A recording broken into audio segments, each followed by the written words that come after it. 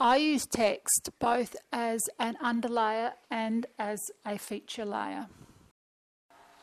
I use a permanent marker to write on my collaged background, and then I cover that with gesso. This is a watercolour pan. It's a hard cake of watercolour. Because pans aren't available where I live, I buy tubes as a second resort.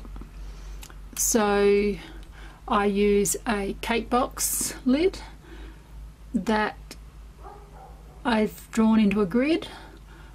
I put a little bit from each tube out. I write the name of what it is and allow it to dry, because that will re-wet and re-wet and re-wet and not get wasted by just putting it straight onto your palette with all the other colours.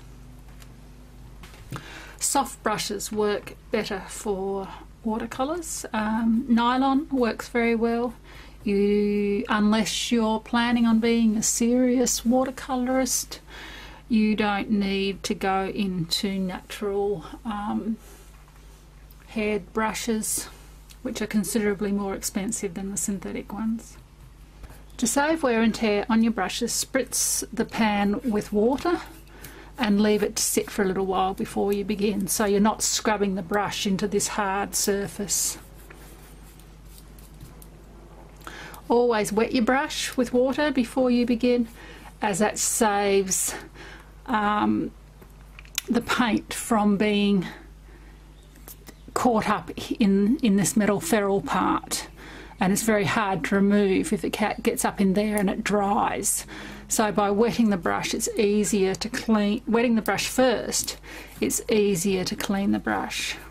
In between colours, dip your brush into water and wipe it on a rag so you don't cross-contaminate the colours,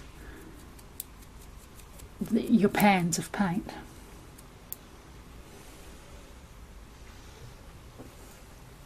That's quinacridone gold. So the first, I used Auralin yellow, Schmincke Auralin yellow to start off with, but thought that might be a bit yellow, so I've gone over it with Winsor & Newton quinacridone gold.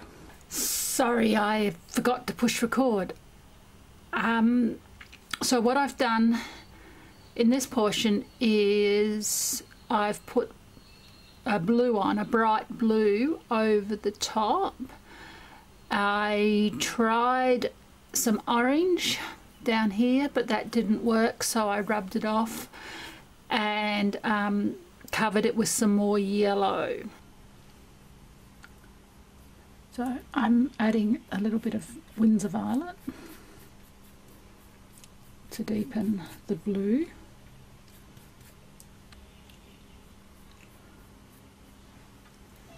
Now let's put a very obvious white spot there. So I'll have to wait till that dries and then cover it, because I'm just moving, all I'm doing now is just moving the paint over it. While this page is evolving, I'm thinking that I don't like this area up here. I want to make that a pretty bright blue, and the yellow underneath is going to, of course, make it appear green.